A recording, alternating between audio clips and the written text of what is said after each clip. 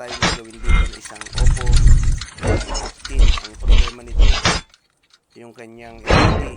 Ayan, ipapakita ko sa inyo. Kapag kainon natin siya, ayan o, double image. Dahil yung kanyang LCD na may basag doon sa taas dahil nabagsak, nahulog siya. Kapag kaganyang, ayan o, kapag kaganyan ang inyong cellphone, pakahirap gamitin yan kahit nagtatouch pa. Kaya ang the best na dapat nating gawin pag kaganyan yung ating unit, kahit na anong unit yan, magpalit na tayo ng bagong LCD.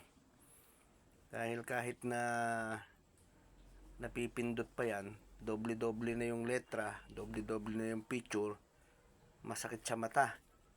Kaya nagpa siya yung may-ari dun sa full video, ayan o, pati yung kanyang password, doble-doble na rin. Ayan. Kaya papalitan na natin siya ng bagong LCD.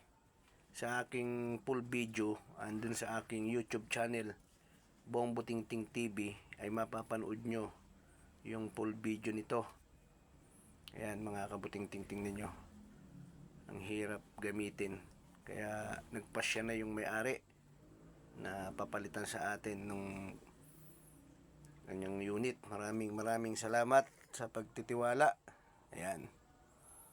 Tingnan nyo. Kahit pindutin nyo yung kanya, minsan ayaw siyang mag-touch. Ayan o. Ayan. Kaya hindi na rin siya mapatay pagka, ayan o. Kaya kailangan na talagang palitan yung kanyang LCD. Ayan. Pagka naman napalitan na LCD to, yun lang naman ang pagkaganyang double image, flickering, blinking, LCD lang yung papalitan, wala nang aayusin dun sa kanyang mainboard. Ayan, kaya simulan natin mga kabutingting. Hindi na natin siya i-off kasi ayaw na siyang mapindot eh. Ayan o, ayan, minsan natsatsambahan, ayun, buti na lang napatay natin. Kaya sisimulan natin sa full video mga kabutingting. Abangan nyo sa aking YouTube channel.